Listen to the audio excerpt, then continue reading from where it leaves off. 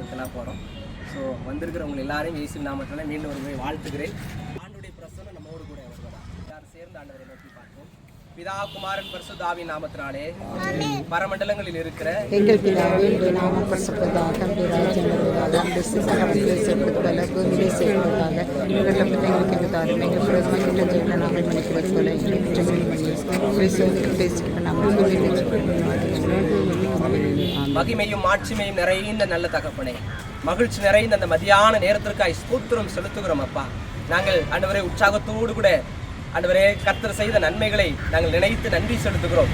இந்த இந்திய மிஷனரி சங்கத்தின் மூலமாக ஆண்டவர் செய்த மகத்துவமான ஆண்டவரை பணிகளுக்காக ஸ்தோத்திரம் ஆண்டவரே. வட இந்தியாவிலே காடுகளிலும் மலையிலும் அலைந்த அநேக கூட்டமான ஜனங்கள் ஆண்டவரை இயேசுவை ஏற்றுக்கொண்ட நிமித்தம் இப்பொழுது ரட்சிக்கப்பட்டிருக்கிறார்கள். பெரிய மாற்றம் உண்டாயிருக்கிறது. இருளில் இருக்கிற ஜனங்கள் பெரிய வெளிச்சத்தை கண்டிருக்கிறார்கள். ஸ்தோத்திரம் செலுத்துகிறோம் தகப்பனே. ஆண்டவரே எங்கள் பகுதியிலிருந்து நூற்றுக்கணக்கான ஆயிரக்கணக்கான மிஷனரிகள் கடந்து சென்றிருக்கிறார்கள். எங்கள் பகுதியிலிருந்து அநேக ஆண்டவரே மிக உற்சாகத்தோடு பொருத்தனைகளோடு ஆண்டவரை ஜெபத்தோடு அநேக ஆலயங்களை, பள்ளிகளை, மருத்துவமனைகளை கட்டிய நிமித்தம் ஆண்டவரே பல நூற்றுக்கணக்கான கிராமங்களில் இந்த வெளிச்சம் உண்டாயிருக்கிறது. நன்றி செலுத்துகிறோம் தகப்பனே. அதில் ஒரு பகுதியை நாங்கள் கடந்து சென்று பார்க்க இருக்கிறோம். கர்த்தாவே எங்களோடு வாங்க, உங்களுடைய பிரசனம் இருக்கட்டும். போக்கிலும் வரத்திலும் கர்த்தருடைய பாதுகாவல் நிறைவா இருப்பதாக. ஆண்டவரே எல்லாருக்கும் நல்ல பலத்தை தருவீராக, உற்சாகத்தை தருவீராக. கர்த்தருடைய பிரசனம் இருக்கட்டும் என்று சொல்லி ஜெபித்து ஆசீர்வதிக்கிறோம். நன்மை நாள் நிரப்புங்க. நாங்கள் திரும்பி வந்து உம்மை மகிமைப்படுத்த உதவி செய்யுங்க. இயேசு கிறிஸ்துவின் மூலம் வேண்டுகிறோம் நல்ல பிதாவே. என் ஆத்துமா. இப்பொழுது நாங்கள் திருநெல்வேலிக்கு கிளம்பி சென்று கொண்டிருக்கிறோம். நாங்கள் இப்பொழுது வந்தே பாரத் எக்ஸ்பிரஸ் ஏறுவதற்காக திருநெல்வேலி ரயில்வே ஸ்டேஷனில் இருக்கிறோம். வந்தே பாரத் வந்தவுடன் சென்னை சென்றபின் ஏர்போர்ட் மூலமாக கல்கத்தா செல்கிறோம். அங்கு சென்று சந்திக்கிறேன். நாங்கள் சிக்கிம் செல்லும் வழியிலே இன்று நெல்லை வந்து நெல்லையிலிருந்து வந்தே பாரத் மூலமாக சென்னை சென்று அங்கிருந்து ஃப்ளைட்டில் சிக்கிம் செல்ல இருக்கிறோம். For what purpose? IMS field visit.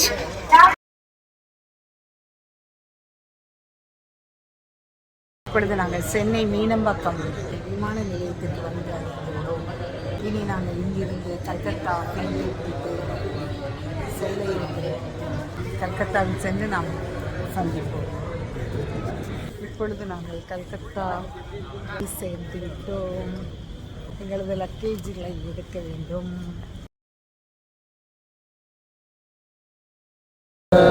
காலை தள்ளாட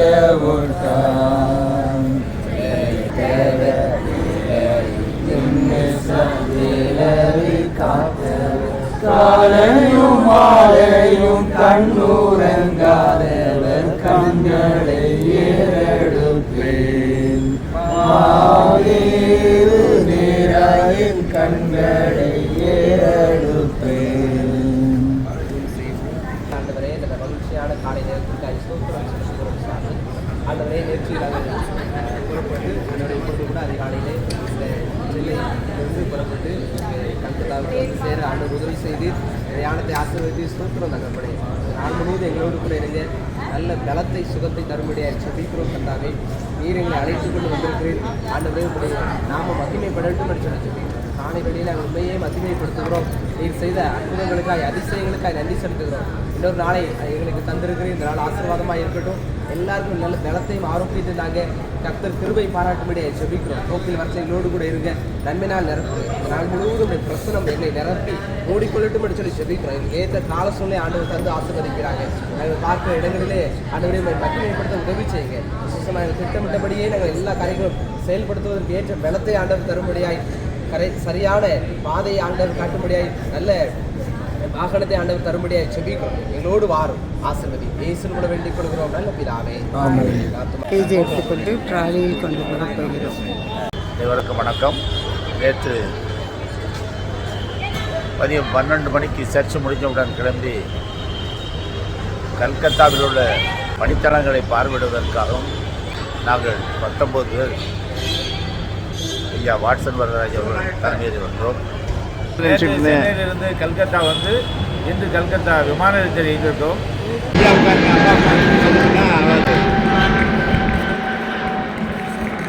இல்லை ரொம்ப ட்ரைபல் ஃபேமிலி இந்த வர பிள்ளைங்கள்லாம் படிக்கிறாங்க. படிச்சுட்டு திரும்ப அவங்க ட்ரைபல் போயிடுவாங்க. ஸோ அந்த தரிசனத்தில் வாங்க இந்த ஊழியர் நடந்துட்டு இருக்குது. அதனால் நீங்கள் இங்கே வந்து ரொம்ப சந்தோஷம். நீங்கள் எங்களுக்காக ஜெபம் பண்ணிட்டு போங்க. இந்த ஊழியர்கள் தொடர்ந்து ஆசீர்வாதமாக இருக்கணும். உங்களுடைய பயணத்துக்காக நாங்கள் ஜெபிச்சு கொள்கிறோம். தொடர்ந்து வட இந்திய ஊழியர்களுக்காக ஜெபியுங்கள். இந்த மாதிரியே தொடர்ந்து உங்கள் போதவர் மூலமாக அநேக ஊழியர்களை தாங்குங்கள். கர்த்தர் உங்களை ஆசீர்வதிப்பார்.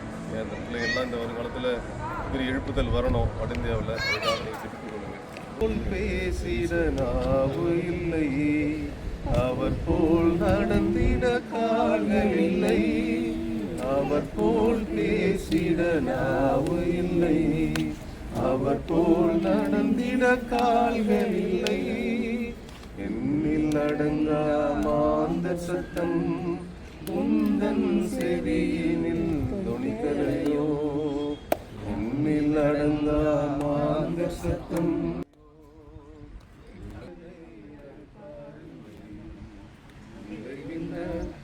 மாறிடுதே அன்பரை மிகுதியாரோ இல்லை, அன்றோ மனித அழிகின்றாரே, அறுவடை மிகுதியாரோ இல்லை, அன்றோ மனிதர் அழிகின்றாரே.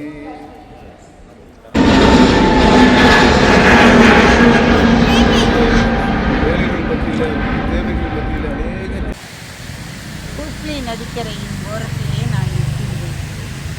மிகவும் அழகான நதியாக காணப்படுகிறது. சரம்பூர் காலேஜுக்கு எதிர்த்தாப்புல நிற்கிறோம். நல்ல இயற்கை சூழல் நீண்டது. ஆனால் குளிர் அதிகமாக காணப்படுகிறது. பவுர் சத்திரம் சிஎஸ்ஐ சர்ச் மூலமாக எம்எஸ் ஊழியத்தின் மூலமாக கட்டப்பட்டிருந்த ஆலயங்களை தரிசிக்கவும் அதன் மூலமாக மலைவாழ் மக்களுடைய வாழ்க்கையும் பார்த்து செல்வதற்காக நாங்கள் இந்த இடத்திலே வாட்சன் ஐயா படித்த இறையியல் கல்லூரி சரம்பூர் காலேஜ் அதாவது மேக்ஸ் ஹவுஸ் காம்ப்ளெக்ஸ் என்கின்ற இடத்திலே கூப்ளி நதி, கல்கத்தாவில் பிரசித்தி பெற்ற கூப்ளி நதி கரையிலே அந்த கல்லூரி அமைந்திருக்கிறது. இங்கு வந்தோம். அந்த இடத்திலே நாங்கள் கண்டு கொண்டிருக்கிறோம். நன்றி, வணக்கம். கல்கத்தா வந்த இடத்திலே வாட்சன் ஐயா பயின்ற இறையியல் கல்லூரியில் வந்து பார்க்கலாம் என்று வந்தோம். இதை தோற்றுவித்தவர் வந்து 1800 வாக்கிலே தோற்றுவித்திருக்கிறார். 1800 ஆண்டு காலங்களில் வந்து படிப்பதற்கு எல்லாருக்கும் அனுமதி கிடையாது. உயர்குலத்தோர் மட்டும் படித்த காலம், வாய்ப்பும் இல்லை. அதே போல் பண்பாடற்ற சமுதாயமாக இருந்திருக்கிறது. ஒரு குறைஞ்ச வயசில் ஒருத்தர் கல்யாணம் ஆகி இறந்து போனாங்கன்னா உடன்கட்டை வழக்கமாக இருந்திருக்கு. அதை மாற்றுவதற்கும் விழிப்புணர்வு ஏற்படுத்தும் விதத்திலும் வில்லியம் ஹரி என்பவர் தான் இது இறையியல் கல்லூரியும் ஆர்ட்ஸ் காலேஜுமாக துவக்கி இந்த கல்லூரி நடத்தி வந்திருக்காரு. அந்த காலகட்டங்களில் வந்து பிரிட்டிஷ்காரங்க கூட இந்த மாதிரி ஒரு ஊழியங்களுக்கோ நிறுவனங்களை தோற்றுவிப்பதற்கோ அனுமதி கொடுக்கவில்லை. ஆனால் இந்த பகுதி, அதாவது இந்த மேற்கு வங்க பகுதி, சிராம்பூர், கல்கத்தாவின் இந்த சிராம்பூர் பகுதி வந்து டென்மார்க்கை கண்டுள்ள காலனி ஆதிக்கத்தில் இருந்ததுனால டென்மார்க் மன்னர் இதற்கு அனுமதி கொடுத்து இங்கே இறையூர் கல்லூரியும் யூனிவர்சிட்டியும் ஆர்ட்ஸ் காலேஜ் இருந்தவங்க அனுமதி கொடுத்துருக்காங்க. அது மூலமாக அதிக இந்தியர்களை வந்து பாஸ்டர்களாகவும் ஒரு படிப்பாளிகளை மாற்றி அவருடைய அறியாமையை போக்கி உடன்கட்டை ஏறும் வழக்கங்கள் எல்லாம் நீக்குவதற்கு இந்த அதிகாரங்களை அரசாங்கத்தின் மூலம் ஏற்றுவதற்கும் வழிவகை செய்திருக்கிறார். அதற்கு பின்புதான் பிரிட்டிஷ்காரன் கூட ஊழியக்காரர்களை கொண்டு வந்து இந்தியா எங்கும் கிறிஸ்தவ மதத்தை பரப்புவதிலும் மூட நம்பிக்கைகளை அகற்றுவதிலும் முனைப்பாக இருந்து நிறைய விஷயங்களை பண்ணியிருக்கிறார்கள். நன்றி, வணக்கம். தேங்க்யூ.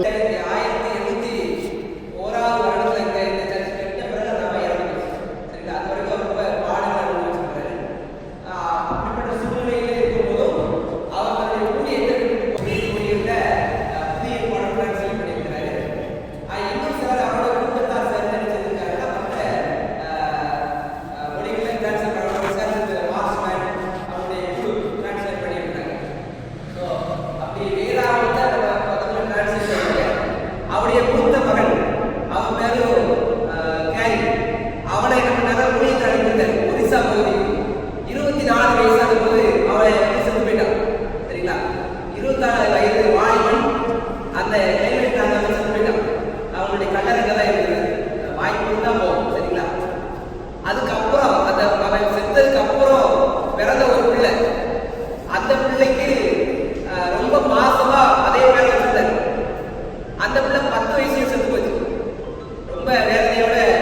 அவர் அந்த 2வது குழந்தை இறந்தது ரொம்ப மன வேதனை கிடையாது.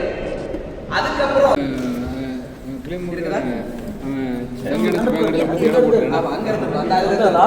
அதான் 1 2 3 4 இது இருக்கும். நீங்க நிக்கிறது ஒரு கட்டை தான். சரி. அது ஒரு இருக்கும், அகலமா இருக்கும். தம்பி நிக்கிறதுக்கு அந்த பக்கம் வந்து படி இல்ல அதுல இருந்து படி இருக்கும். இது இதுவரை இது இது 1 2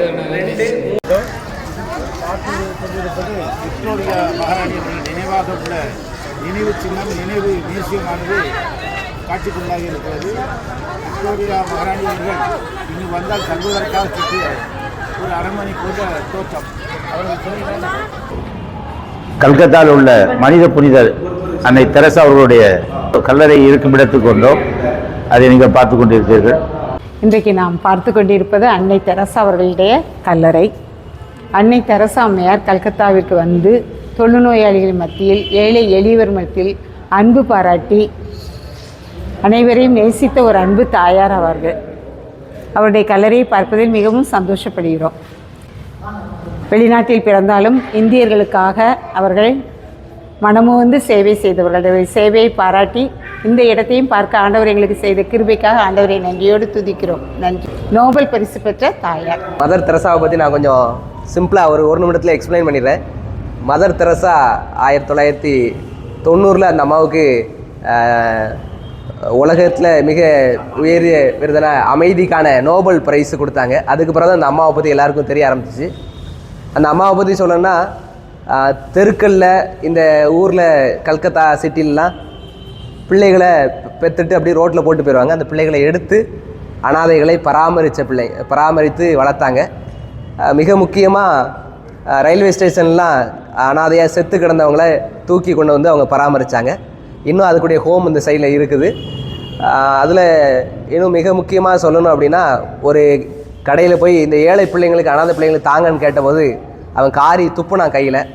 அதை தன்னுடைய சட்டையில் தொடச்சிட்டு இன்னொரு கையை ஏந்தி எனக்கு கொடுக்கறதை கொடுத்துட்ட, ஏழை பிள்ளைகளுக்கு இந்த கையில் கொடு அப்படி சொல்லி கேட்டு அது நிமித்தம் அந்த மாதிரி நிறைய சேவைகளை செஞ்சாங்க. குஷ்டரோகிகளை தூக்கி பராமரித்தாங்க.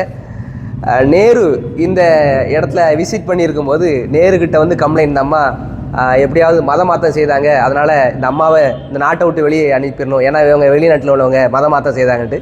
இப்போ நேரு ஒரு டீமோடு இங்கே வந்தாங்க இதே இடத்துக்கு. வரும்போது இந்த அம்மா செத்துக்கிட்டு இருக்கிற ஒரு குஷ்டரோகியை வந்து சுத்தப்படுத்திகிட்டு இருந்தாங்க. உடனே இந்த அம்மாவை கம்ப்ளைண்ட் பண்ணி வெளியே அனுப்பணும்னு வந்தவங்ககிட்ட அந்த நேரு கேட்டாராம், இந்த அம்மாவை நான் வெளியே அனுப்பியிருந்தேன், உங்கள் வீட்டில் உள்ளவங்க இந்த வேலையை செய்ய வருவாங்களா அப்படின்னு கேட்டவுடனே மத மாற்றம் செய்தாங்க இந்த அம்மா அப்படின்னு சொல்லிட்டு பொய்யா இந்த அம்மா மேலே குற்றம் சாட்டினவங்கெல்லாம் ஓடி போயிட்டாங்க. ஸோ அதான் இந்த அம்மாவுடைய வரலாறு.